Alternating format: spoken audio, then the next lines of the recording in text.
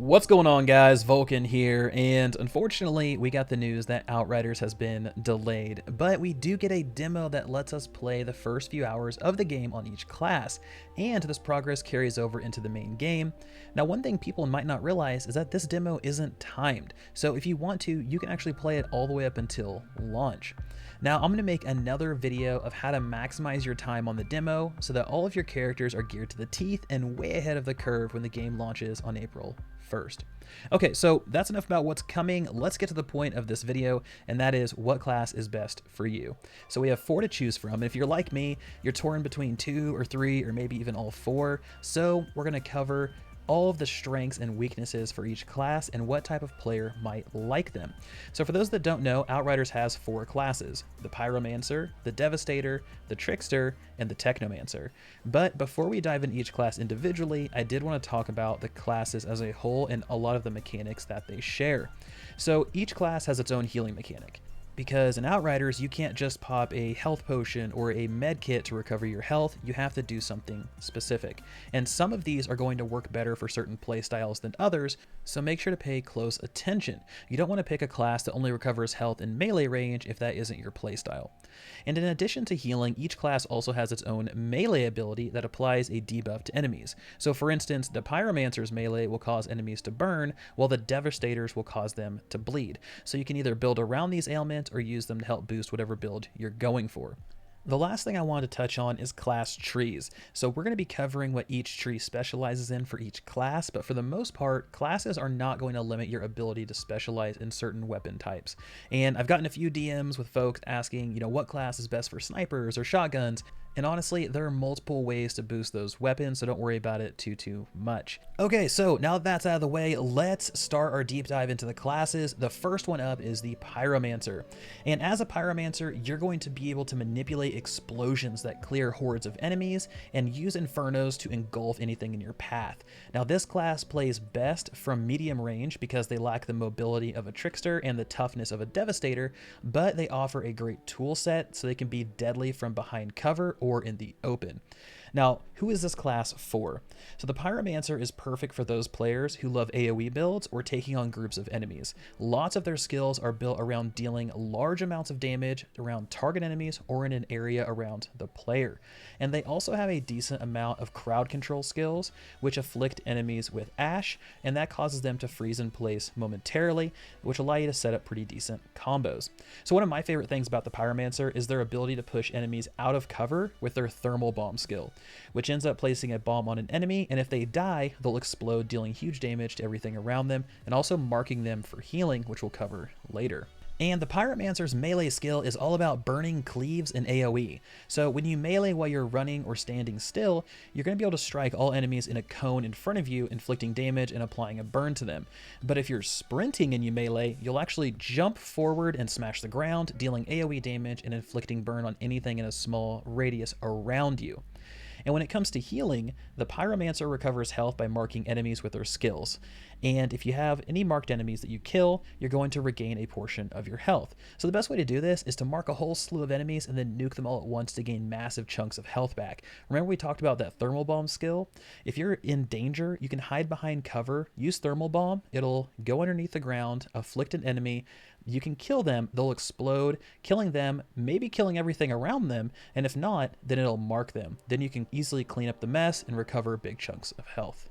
So the Pyromancer has 3 skill trees that specialize in different things. The first one is the Ashbreaker, which gives large damage boosts against marked enemies, meaning you're going to do more damage to any enemies damaged by your skills, and because you're killing things more quickly, you're going to have a steady stream of healing. This tree seems to work out really well for those who like combo-based gameplay or to play solo. Then you have the Firestorm, and this one boosts all your skill damage. So not much to say here. If you like to light things on fire or blow things up more than shooting, then this one's going to let you do that more often. The last one is the Tempest, and this one gives lots of nodes to boost your maximum health and reduce your damage. Perfect for those people who like a tankier playstyle. Now honestly, this would be awesome for a shotgun build. This thing would take advantage of some of the skills that function in close range around the player to set up some big combos. And this tree also has a major node called Phoenix Ice Nestling, and it's a life save. So if you were to take fatal damage, instead you're going to heal up to 50%, and this is perfect for those people who really like the old school Sunsinger and Destiny, or like those life save mechanics to give you a second chance. So that wraps up for our first class, the Pyromancer. Now let's talk about the jack of all trades, the Technomancer. So the Technomancer has the ability to create turrets and heavy weapons out of thin air, and you can freeze and poison enemies while healing and supporting your allies. And this class excels at long range combat, but it is more squishy than other classes, and because of that, you're going to spend more time in cover. But luckily, the Technomancer's skills are built with that in mind, so you can cast them from behind cover, which is nice. This class is also the most versatile of all the classes and really offers something for every type of player. So really, who is this class for besides everyone? So the Technomancer is perfect for those people who like to fill a variety of roles in their squad. If you like playing the healer, fantastic. This class has the only healing skill in the game.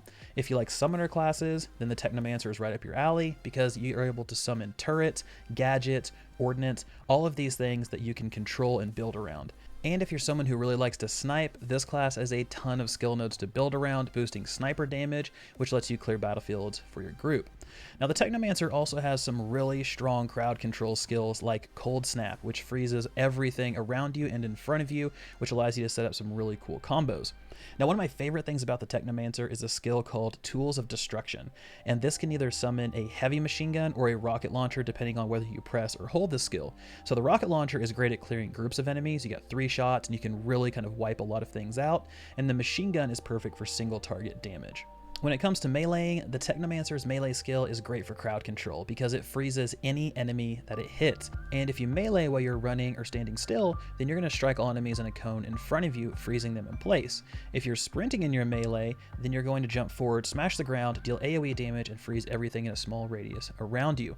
And the nice thing is, if you take a specific node in the Demolisher tree, you can inflict poison on everything you hit, making for a really nasty combo where enemies are frozen in place and taking ticking poison damage, which makes your job easier because they have less health. So when it comes to healing, the Technomancer has the most versatile one in my opinion. Whenever you deal damage, you're going to regain a small amount of damage back as health. Basically, it's vampirism. So if you use that Tools of Destruction skill that I just talked about, and you summon a machine gun and just lay into a boss with all 200 rounds that you have, you can face tank just about anything. Unless you get hit with a lethal mechanic, you're going to basically be capped off the entire time. And when I got to play this class during my demo, I really liked pulling aggro for my team and just soaking damage while they burn the boss down. And it really felt good to be like in the line of fire rather than hiding behind cover, which I had done for the first half of the demo. So it was just a big kind of playstyle shift that felt really good, and the Technomancer enabling that type of shift. So the Technomancer's skill trees, they're incredibly varied, and they offer some great flexibility for each type of player. So the first up is Pestilence. Now this tree is all about increasing damage with decay skills like a poison turret and your gun damage. So if you like assault rifles or snipers, then this is your tree. Next up is the Tech Shaman. Now this branch focuses on increasing your healing and boosting your indirect damage with things like turret and freeze gadgets. It also has a signature passive that increases all your damage done by 40% when you use a gadget. And if you happen to die during this effect, you're instead returned to 50% health and given a second chance. So if you're someone who really likes a summoner style play, the Tech Shaman is definitely for you. This is going to boost all of your turret damage, your gadget damage, and give you a nice safety cushion with that second chance ability. And lastly is the Demolisher, and this one is a jack of all trades. It gives a handful of bonuses whenever you use gadgets, and it'll boost your toxic damage. Now this is the tree I specialized in during my demo, and it felt like it was perfect for solo players. I felt like I could handle just about anything, and I was always prepared for any sort of situation. So if you're not sure what to play, I would highly recommend Demolisher, and then you can always respec and go from there, but this one will definitely let you get a taste of the full Technomancer class. So that wraps up the Technomancer. Let's move on to the Trickster. Now the Trickster is all about high burst damage, hit and run gameplay, and manipulating time to keep enemies controlled. This class has the most mobility with a skill called Hunt the Prey, which allows you to teleport all over the battlefield. And the Trickster works best in close range by dropping an AoE that slows down time and then unleashing huge amounts of damage on enemies while they're slowed. Now the one unique thing about the Trickster is that you passively gain an energy shield as you deal damage. This gives you a buffer in front of your health pool and increases your survivability, and no other class generates this without mods. So who is this class for? So the Trickster is perfect for players who like rogue classes and they want to prioritize mobility over toughness. This class does come with a handful of interrupts and skills that slow enemies and high damage abilities. So honestly, it's perfect for solo players who have to go one-on-one with tough enemies every now and then because you can completely lock them out of their skills. And out of all of the classes, the Trickster has the highest amount of burst damage, and it's great for keeping enemies locked down. Now the Trickster's melee skill is all about slowing enemies and keeping them controlled. And when you melee while running or standing still, you're going to strike all enemies in a cone in front of you, inflicting damage and applying a slow effect to them. If you're sprinting and you melee, you'll leap forward and smash the ground, dealing AoE damage and slowing any enemies in a small radius around you. Now when it comes to healing, the Trickster has a more unique effect than the other classes. Any enemy that dies near you will recover your health. However, you'll also extend and increase the duration of your shield, giving you even more survivability. So the optimal way to recover health is to teleport in, use a skill like Temporal Slice, which slices all enemies in front of you and paralyzes them, and then that allows you to quickly clean them up and gain large chunks of health back. Now the Trickster's skill trees are built around enhancing specific aspects of the class and not necessarily about changing the way you play too much. So first up, we have the Master of Space. This increases shotgun and SMG damage when you use movement skills and increases your damage while moving. Beyond that is the Harbinger. This is the tank path for the Trickster, and this branch is all about increasing damage mitigation and increasing your shield. So if you're someone who likes mitigation or dodge tanks, then this path might be one to check out because there's a lot of cool stuff packed in there. And lastly is the Assassin, and this branch focuses on skill damage and leeching health from skills. It's built around reducing the cooldown of teleports, so you can kind of zip all over the area, cleaving enemies, and just destroying anything that runs in your path. So that wraps up the Trickster. Let's move on to our final class, the Devastator. Now the Devastator is all about defense and brutality. This class is built around coating your body in rock armor and then smashing enemies into the ground.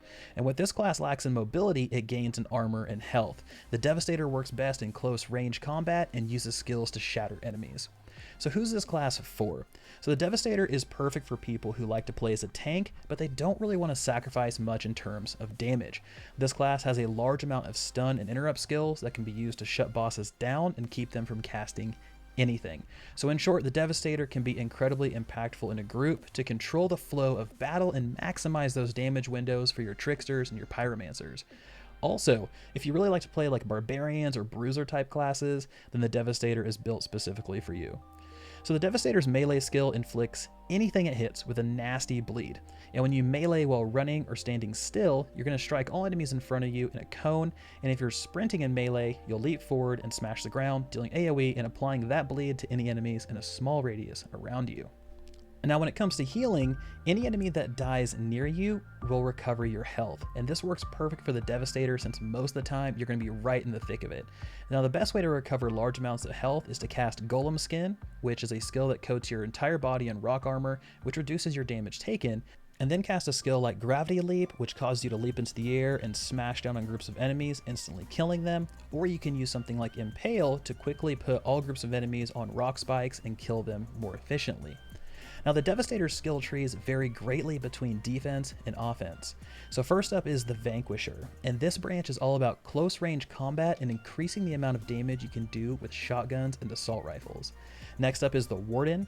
Now going down the Warden path is going to make you into the ultimate tank. So if you're a tank person, the Warden is one you're going to want to check out. You're going to have access to lots of different armor nodes to soak damage and reduce the cooldown for defense skills, and it gives some pretty cool passives like being able to strip armor rating off of defeated enemies and add it onto you, so basically armor stealing. And lastly is the Seismic Shifter. Now this one is all about increasing your damage over time, which tends to focus a lot on bleeds and skills like Impale, which deal damage the longer the enemy is on the spike. So if you're someone who really likes an Affliction Warlock or basically stacking up tons of debuffs on enemies and increasing all of your debuff and dot damage, the Seismic Shifter is definitely one for you.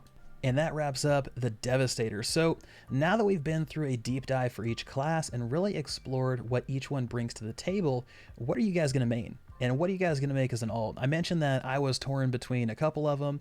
I'm really leaning towards Pyromancer and Technomancer, but honestly, I know I'm going to end up having all four to create content around them, builds, and all that fun stuff.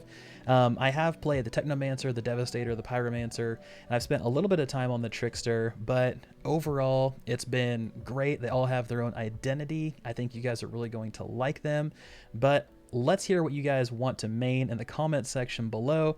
And that's all for this one, folks. So I will see you guys on the next Outriders video. Thank you so much for stopping by. This has been Vulkan, and I'll talk to you guys next time.